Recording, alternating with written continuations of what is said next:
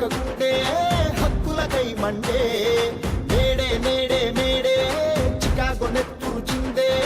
రక్తం రెపరెపలాడే ఎగిరే లాల్ జెండే అటు ద్రవ్యం ఇటు స్వేదం నడి మధ్యన ఒక యుద్ధం తొలిసారి వినిపించే ఒక ఇంక్విలాబు శబ్దం ధనస్వామ్యం గుండెలను సమాజ సిద్ధాంతం పిడికిళ్ళు పైకెత్తి సృష్టించను భూకంపం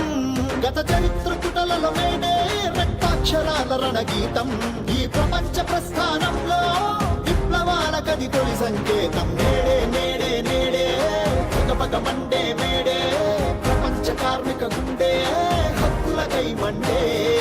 మేడే మేడే మేడే చికాగో నెత్తురు చిందే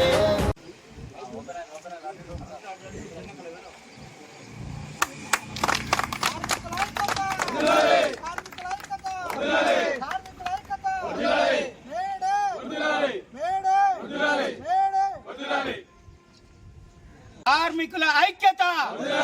కార్మికుల ఐక్యత నోముల భగత్ గారి నాయకత్వం భాస్కర్ రావు గారి నాయకత్వం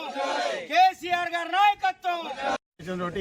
వాళ్ళ టైం సమయాభావం తీసుకొచ్చి ప్రతి కార్మికులు కూడా అంగన్వాడీ ఆయకాంచి మొదలు పెట్టుకుంటే కార్మికులు అందరికి కూడా వేతనాలు పెంచేది ఘనత మన కేసీఆర్ దక్కిందని చెప్పి ఈ సందర్భంగా తెలియజేస్తూ ఎవరు ఏమన్నా కానీ మన తెలంగాణ రాష్ట్రం సాధించుకున్న తర్వాత మన తెలంగాణ బిడ్డలకు కార్మికుల ఐక్యతకు కార్మికులందరికీ న్యాయం జరిగిందంటే మన తెలంగాణ ప్రభుత్వంలో కేసీఆర్ గారి ప్రభుత్వంలో జరిగిందని చెప్పి ఈ సందర్భంగా తెలియజేస్తూ రాబోయే కాలంలో ఖచ్చితంగా ఈరోజు ప్రజలందరూ కూడా గమనిస్తూ ఉన్నారు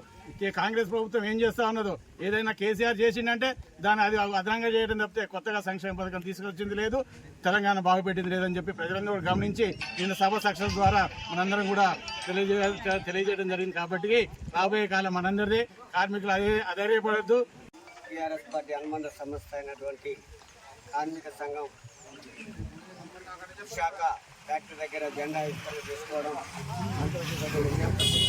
కార్మికులని ప్రపంచంగా ఏకం చేసి వాళ్ళ వేతనాలు వాళ్ళ శ్రమని ఎక్కువ దోచుకుంటున్న సమయంలో పోరాటాలు చేసి కార్మిక సంఘాలు దాని పని దినాలను కూడా తక్కువ చేసి వేతనాలు పెంచే విధంగా పోరాటాలు చేసి సాధించుకోవడం జరిగింది ఈ మే 1వ తారీఖు నాడు. కాబట్టి మనం కూడా కార్మిక సంఘాలు కూడా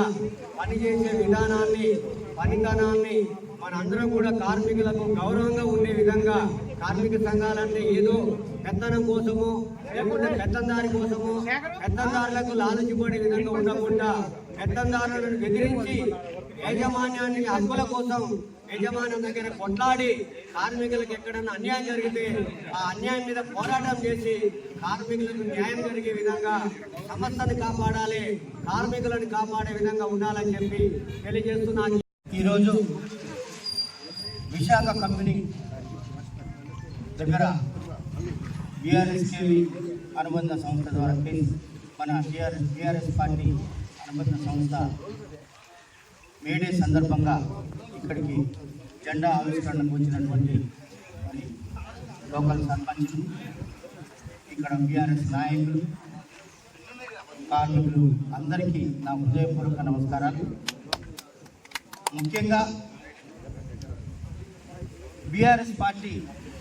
స్థాపించి ఎన్నో ఒడిదొడుకులను ఎదుర్కొని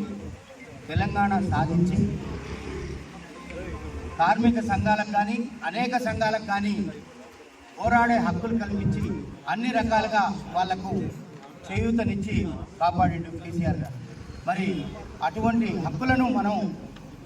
కాపాడుకున్నటకు అందరూ కృషి చేయాలి. మరి ఎక్కడైనా ఏ సంఘంలోనైనా ఏ పొరపాట్లు జరిగినా యాజమాన్యంతో కొట్లాడే హక్కులు కల్పించి ఈ మేడే జరుపుకోవడం జరుగుతుంది. మరి అటువంటి ఎప్పుడైనా సరే ఇక్కడ